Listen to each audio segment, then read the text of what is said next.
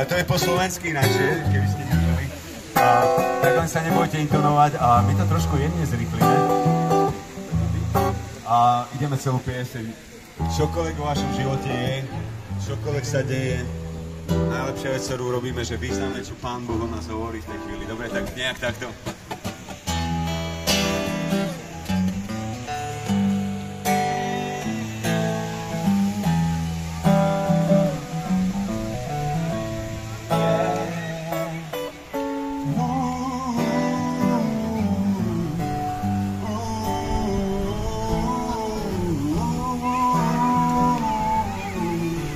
Отдыхают люди. Суббота, выходной день. Травка растет.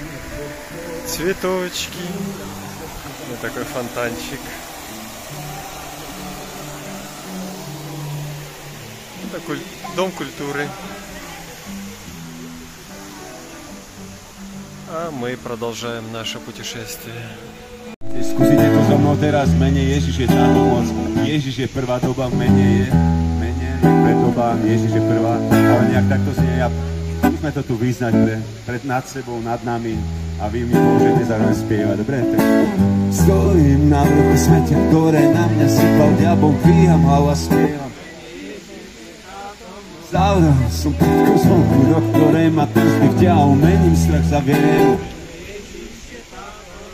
Dobre, a to má aj melódiu, hej.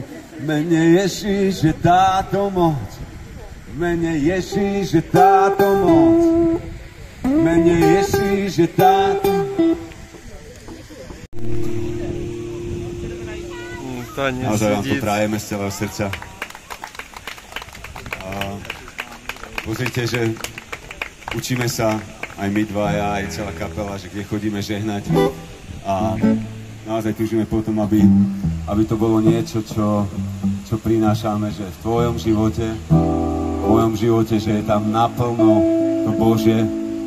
Tak ak niečo u vás ešte drieme, tak vám žehnáme, nech sa to proste úplne zobudí. Ak niečo treba obnoviť, nech to Pán Boh obnoví a viete, že On to vie. Každý, kto je úprimný ku nemu, tak on je absolútne úprimný tiež. Tak takto vám to chceme žehnať. Nech ten koncert a tie slova vám v srdci rozohrejú veci. Lebo s Pánom Bohom to nie je zložité. A tú pieseň zaspievame neskôr. S tebou to nie je zložité, sa volá.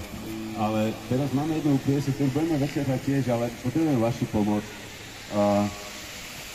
Neviem, ak mám byť trošku osobný a chcem byť trošku osobný, Сегодня маленький импровизированный концерт во дворах strašne v našom živote, v rodine. Rajona.